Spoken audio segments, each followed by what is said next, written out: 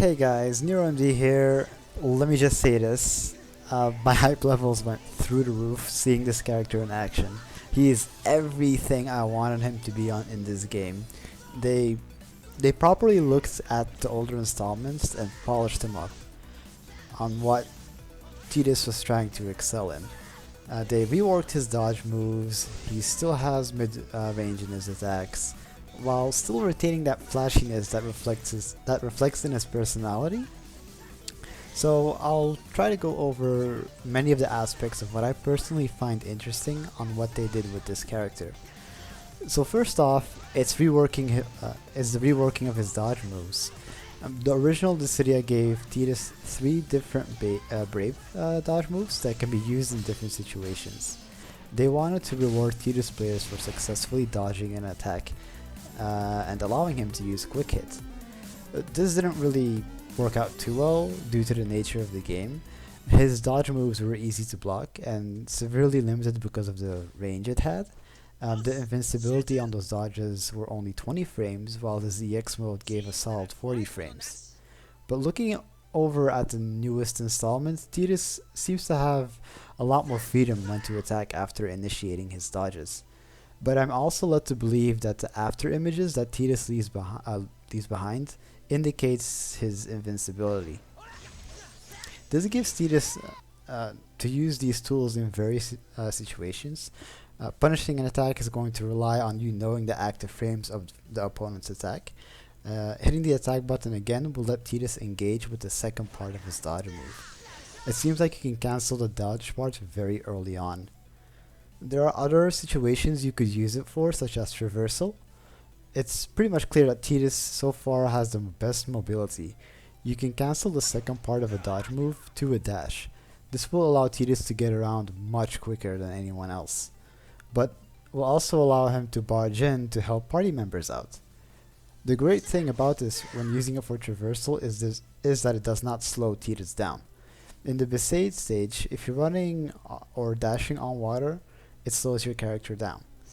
Using these dodge moves keeps his speed the same. Lastly, I'm extremely glad that these dodge moves auto-correct itself. The video shows Tidus using a combination of dart and weave and cut and run.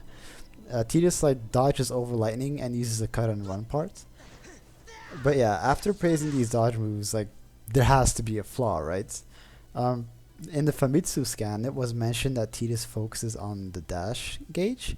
There are various uses for the dash gauge, but if Tidus consumes too much for dodging, then comboing and maintaining close distance, stuff like that, he won't be able to do much of those, and he will most likely leave himself open if he leaves himself dry. So gauge management is a part of Tidus' main game plan. He seems to excel at mid-range, but they switched his moveset up a little. Sonic Buster is now aerial and Full Slide is now on the ground. I believe that these moves have been nerfed in terms of range to put more emphasis on his dodge moves. Full Slide might not leave the ground at all until after the first hit. The good thing about Sonic Buster being aerial is that it kicks the opponent downwards, so it'll be much easier to gauge where they will get wall rushed, especially with the removal of banish traps.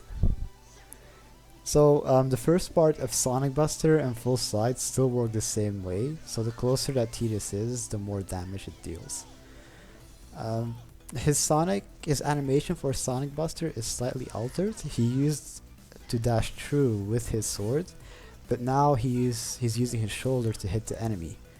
Both Sonic Buster and Full Slide use the same animation on the second hit, which was originally only on Sonic Buster. A hop step got a revamp with a move that reflects his Final Fantasy X counterpart. The first hit is a reference to his attack command, and this gives also much clearer hitbox instead of a full 360 he had in older Dissidia games. And then there is Fear Shot. This is something I've noted before, that Tidus may be the type to toss an unexpected curveball when other opponents are distracted.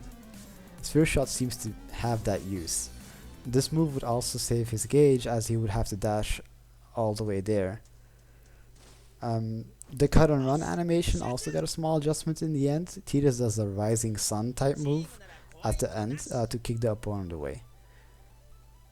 But yeah, so moving on to his EX skill, Quick Hit. Using this move makes Tidus engage in a flurry of attacks. When landing a hit, this refills your dash gauge. This seems to be great for like dealing brave damage, but also staying on the offensive if you're low on your dash gauge, or getting away. There's like plenty of options for defensive and offensive measures. But when Tidus uses Quick Hit, he also leaves an after image on every attack, which could lead him to being invincible until the animation is over. If you slowed the animation down, you'll see Tidus using the second hit of Hop Step on that part, and at the end he uses his very same pose when he knocked a Blitzball player out of the stadium in Final Fantasy X. But to round things up, we'll look at Spiral Cut. They cut all the unnecessary fat in regards to this animation and just focused on the final hit. Tidus uses an after image for the twirl, but the key thing to this is that it's not a wall rush move, which most of the cast have. So after all this, I'm thinking that Tidus is going to be a really fun character to use, but also to have in your party. He has a lot of potential, and I personally believe that the biggest flaw he might have is his damage output might be a bit on the low side compared to the rest of the cast. But once again, all of this is just purely speculation and observing what his attacks are, and just analyzing, and I won't be able to say for sure until I get the game when it comes out on PS4. So yeah, I hope you enjoy this, and if you did like it, then please hit the like button or leave a comment. I really enjoy reading these things. But yeah, thanks for watching, and I hope you learned a few things.